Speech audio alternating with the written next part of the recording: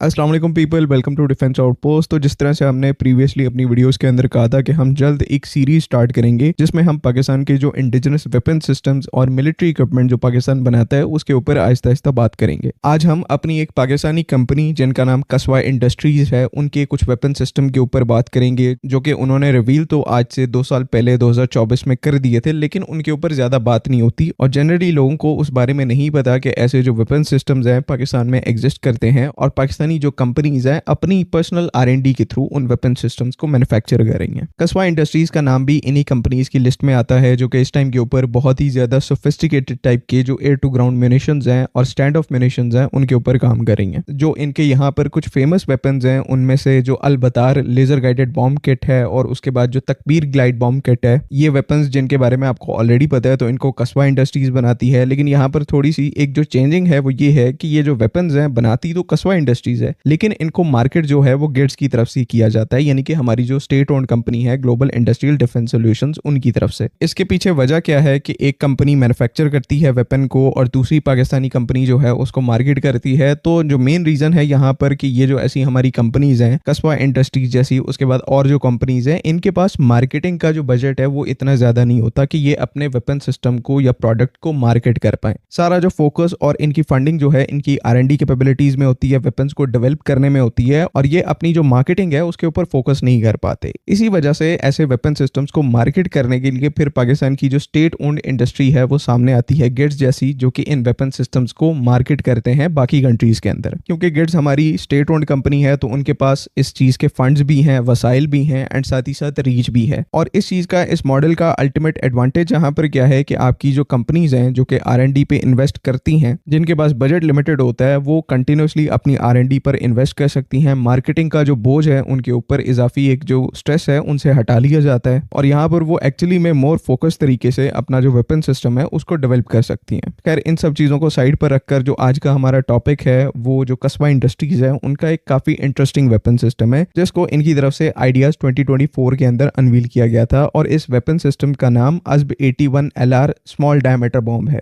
तो ये जो स्मॉल डायमीटर बॉम्ब्स है ये काफ़ी एक इंटरेस्टिंग कॉन्सेप्ट है। ये बेसिकली होते तो air to ground weapon systems ही हैं, लेकिन इनका जो है वो साइज छोटा कर दिया जाता है ताकि एक ही एयरक्राफ्ट यहाँ पर ऐसे मल्टीपल वेपन सिस्टम्स को बड़ी तादाद में कैरी कर सके। यूनाइटेड स्टेट्स का बनाया हुआ जो GBU-39 स्मॉल डायमीटर बॉम्ब है वो इस चीज की एक परफेक्ट एग्जांपल है कि एक ही एयरक्राफ्ट के एक ही पाइलॉन के ऊपर ऐसे 4 के करीब जो वेपन सिस्टम्स हैं उनको माउंट किया जा सकता है। और इवन यहाँ पर F-16 जैसा एयरक्राफ्ट जो कि सिंगल इंजन एयरक्राफ्ट है वो ऐसे 16 स्मॉल डायमीटर बॉम्ब्स को एक ही टाइम में कैरी कर सकता है और इसी के साथ साथ उस एयरक्राफ्ट के ऊपर बाकी पाइलॉन्स बच जाते हैं बाकी वेपन सिस्टम्स कैरी करने के लिए। इंपॉर्टेंट बात यहाँ पर क्या है कि ऐसे स्मॉल बॉम्ब्स कैरी करने से उस एक F-16 एयरक्राफ्ट को ये कैपेबिलिटी मिलती है कि वो 16 इंडिविजुअल टारगेट्स को एट अ टाइम हिट कर सकता है। और ना सिर्फ एट अ टाइम बड़े नंबर में टारगेट्स को हिट करने की कैपेबिलिटी है, बल्कि ये जो वेपन सिस्टम्स हैं ये काफी ज्यादा प्रिसाइज होते हैं। और अगर आप पाकिस्तान के ये जो अज़्ब 81 LR स्मॉल डायमीटर बॉम्ब की बात करेंगे तो इसमें तो यहाँ पर आपको फ्रंट में एक ऑप्टिकल IR सेंसर देखने को मिलता है, उसको यहाँ पर लेस देन 3 मीटर CEP की एक्यूरेसी प्रोवाइड करता है जो कि मोर देन एक्सेप्शनल एक्यूरेसी है। और जो रेंज यहाँ पर आपको मिलती है जो कि इनके अंदर एक काफी इंपॉर्टेंट एस्पेक्ट होता है वो 120 किलोमीटर्स की है लो एल्टीट्यूड के ऊपर। यानी कि क्योंकि यहाँ पर ये जो अज़्ब 81 है हमारे मिराज एयरक्राफ्ट के साथ भी इंटीग्रेटेड है, तो मिराज एयरक्राफ्ट यूजुअली काफी लो फ्लाई करते हैं। तो अगर लो फ्लाई करते हुए टेरेन हगिंग टेक्निक्स को यूज करते हुए हमारे मिराज एयरक्राफ्ट इस वेपन सिस्टम को अज़्ब 81 को लॉन्च करते हैं ग्राउंड लेवल के नजदीक, तो यहाँ पर आपको जो रेंज है 120 किलोमीटर की मिलेगी। और वहीं पर अगर इनको हाई एल्टीट्यूड से लॉन्च किया जाता है तो ये रेंज बढ़कर 200 किलोमीटर तक जा सकती है। यानी कि आइडियल कंडीशन में अज़्ब 81 LR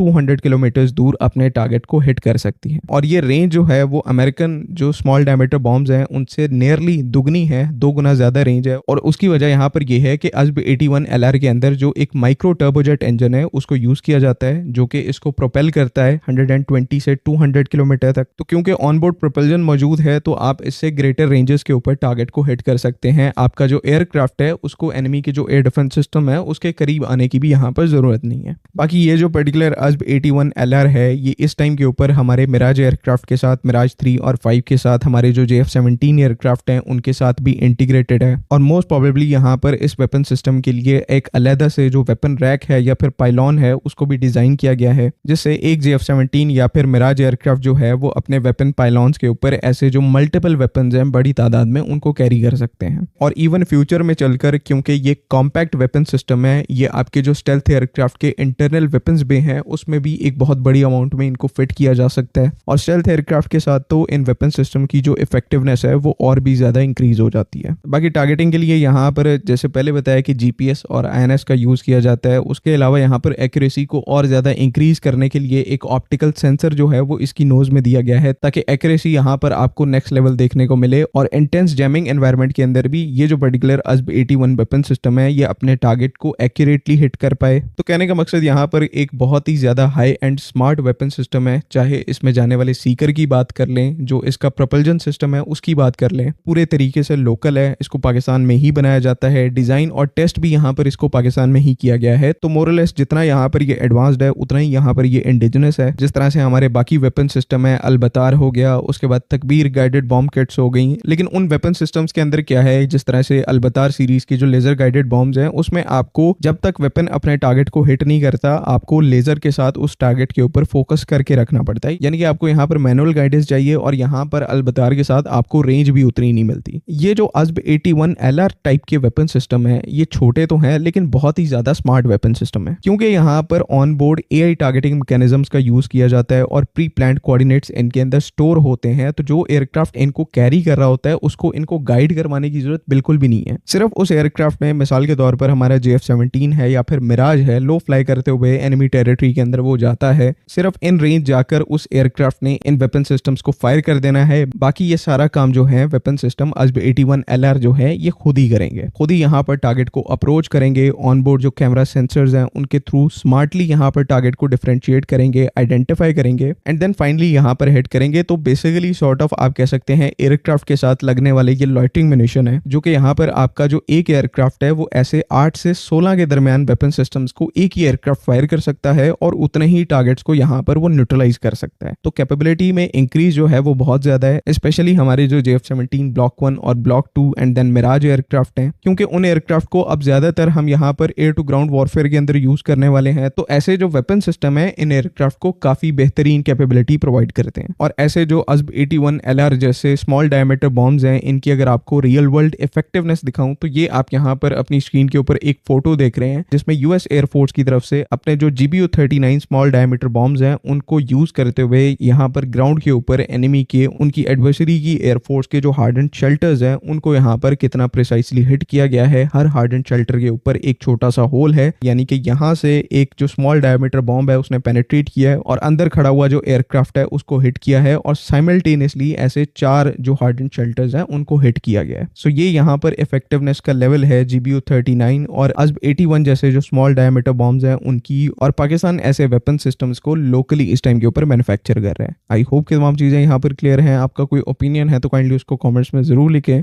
बाकी अगली वीडियो तक के लिए अल्लाह हाफ़िज़। पाकिस्तान जिंदाबाद।